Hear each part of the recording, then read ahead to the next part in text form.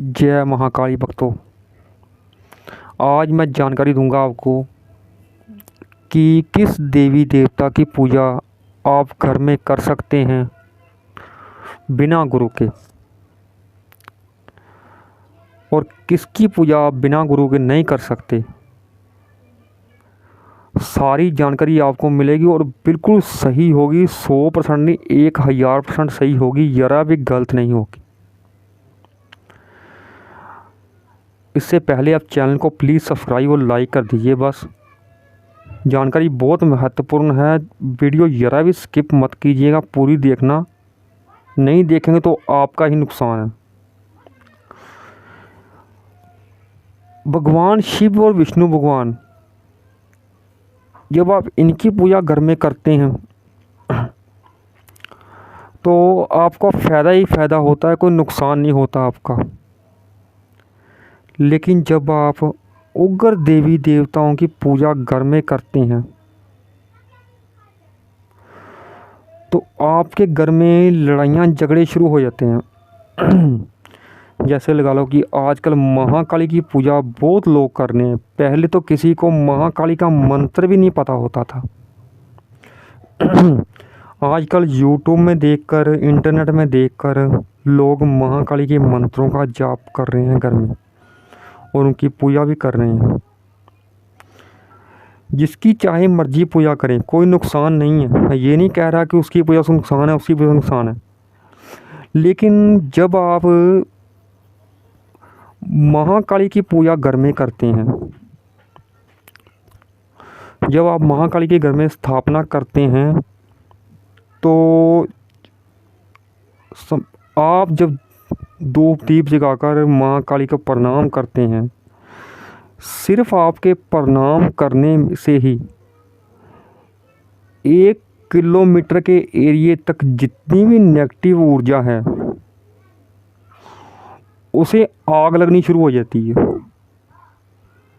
इतनी बड़ी पावर है महाकाली की पूजा में, और वो आपके घर आ जाती है। जितने भी नेगेटिव शक्तियां हैं, भूत प्रेत जितने भी हैं, वो आपके घर आ जाते हैं और आपके घर में लड़ाइयाँ झगड़े शुरू हो जाते हैं।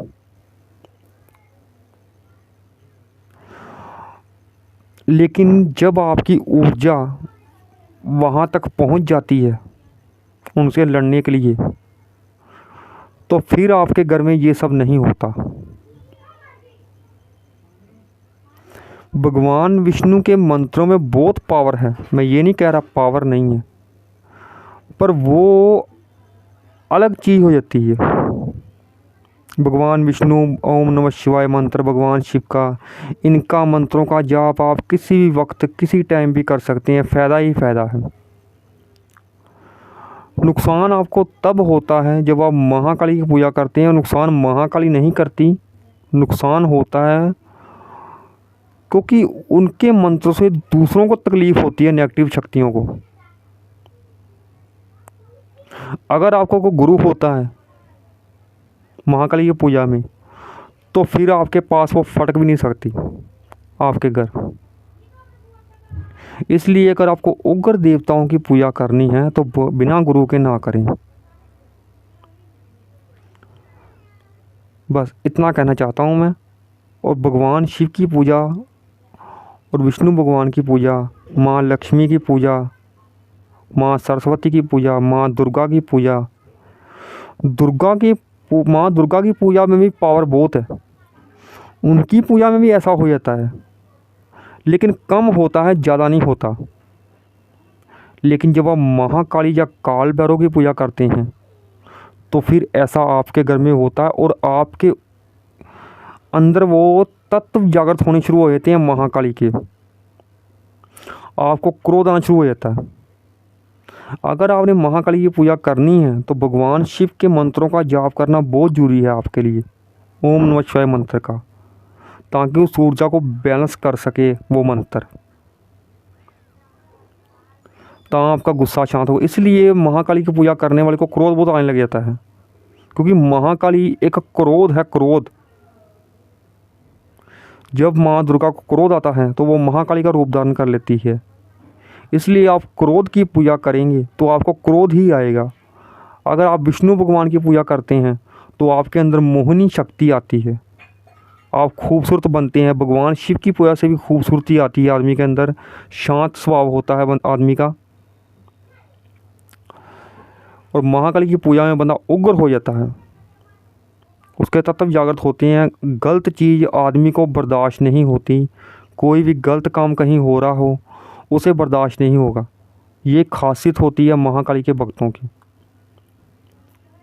और मेरी आपसे सिर्फ रिक्वेस्ट है कि इंटरनेट से देखकर उग्र देवताओं की पूजा मत कीजिए। पूजा जो शुरू कर चुके हैं वो करें, कोई बात नहीं, पूजा करने से कोई बुराई नहीं है। सिर्फ आप किसी को गुरु बनाकर उग्र देवताओं की पूजा करें तो आपको 1000% नहीं 1,00,000% फ़ायदा होगा। लेकिन आजकल पूजा साधना करना आसान है, लेकिन गुरु मिलना बहुत मुश्किल है। लेकिन नामुमकिन भी नहीं है, अगर तलाश करेंगे आप तो मिल जाएगा आपको। और जो गुरु के मुख से मंत्र मिलता है उसकी ऊर्जा 1000 गुना ज़्यादा होती है। जो आप इंटरनेट से यूट्यूब से देखकर मंत्र जाप करते हैं, अगर आपको महाकाली का मंत्र जाप करना ही है तो ओम श्री कालिकाय नमः इस मंत्र का जाप करें। अगर बिना गुरु के करना है, और बिना गुरु के नहीं, वो भी भगवान शिव को गुरु बनाकर करना है। और भगवान शिव को गुरु कैसे बनाते हैं उसका लिंक मैं डिस्क्रिप्शन में डाल दूँगा, वहाँ से देखिए भगवान शिव को गुरु कैसे बनाया जाता है। और ये नहीं है कि आपने मुंह से बोल दिया कि भगवान शिव आप मेरे गुरु बन जाओ तो वो बन जाएंगे, ऐसे नहीं होता। ऐसे तो कोई भी आदमी आपका गुरु नहीं बनता, भगवान तो बहुत दूर की बात है। इस तरीके से अगर महाकाली की पूजा करनी है, आपको काल भैरव की पूजा करनी है, उग्र देवता किसी की पूजा करनी है, धूमावती माता, माँ छिन्नमस्ता माता, भैरवी, मातंगी, भुवनेश्वरी, कमला, त्रिपुर सुंदरी, ये सारी 10 महाविद्या में आती है। माँ कामाख्या की स्थापना करनी है आपने घर में तो बिल्कुल भी बिना गुरु के ना करें। मैंने देखा है मोबाइल में चलाकर आप कोई भी मंत्र चला सकते हैं, मोबाइल में आप कोई भी मंत्र लगा सकते हैं, उसका फ़ायदा ही फ़ायदा है आपको, उसका कोई नुकसान नहीं है आपको। मोबाइल में आप किसी का भी स्तोत्रम, किसी का भी कवच, किसी का भी भजन आप लगा सकते हैं, उसका फ़ायदा ही फ़ायदा है आपको। मोबाइल में चलाने से ये होगा कि आपके घर में कोई नेगेटिव शक्ति आ ही नहीं सकती। उग्र देवताओं का आप कोई भी भजन कोई भी लगा लेंगे, कोई स्तोत्रम कवच पाठ लगा लेंगे तो आपके घर में कोई नेगेटिव शक्ति आ ही नहीं सकती, ना ही आपके घर में जागरूकना हो सकता है। माँ कामाख्या अमृतवाणी बहुत महाशक्तिशाली है। महाकाली स्तोत्रम, देवी कवच, ये सब पाठ आप घर में लगाएंगे अपने तो आपके घर में कभी जागरूकना हो ही नहीं सकता। लेकिन अगर आप पूजा करनी है, मंत्रों का जाप करना हो गुरु देवताओं का, तो गुरु बनाकर करें। बस इतना मैं जानकारी देना चाहता हूँ। और इनके मंत्रों का जाप चलते फिरते नहीं कर सकते, लेकिन भगवान विष्णु और भगवान शिव के मंत्रों का जाप आप चलते फिरते कर सकते हैं। या ओम श्री दुर्गाय नमः, अगर दुर्गा माँ का भी आपको मंत्र जाप करना है चलते फिरते तो ये कर सकती हैं। लेकिन जहाँ बीज मंत्र आ जाता है वो आ जाता है तांत्रिक वृत्ति में। अगर आप जाप करते हैं ओम क्रिंग कालिकाय नमः, क्रिंग मंत्र है बीज मंत्र उसका महाकाली का, तो बीज मंत्र सभी ही तांत्रिक हैं जितने भी हैं। इसलिए बीज मंत्र लगाकर किसी भी मंत्र का जाप ना करें बिना गुरु के। वो देवी देवता तो आपको कुछ नहीं कहेगा, लेकिन जो आपके इर्द गिर्द नेगेटिव शक्तियाँ हैं उन्हें तकलीफ़ होती है, इसलिए आपके घर में ऐसा होता है, आपके साथ आपको नुकसान होता है, उसका कोई फ़ायदा नहीं होता आपको। और कुछ ही पूछना हो महाकाली के बारे में, भगवान विष्णु की पूजा के बारे में, जैसा जिसके पूजा के बारे में आप कमेंट कर सकते हैं, आप मुझे मैं रिप्लाई कर दूंगा। जय श्री महाकाली, जय महाकाल।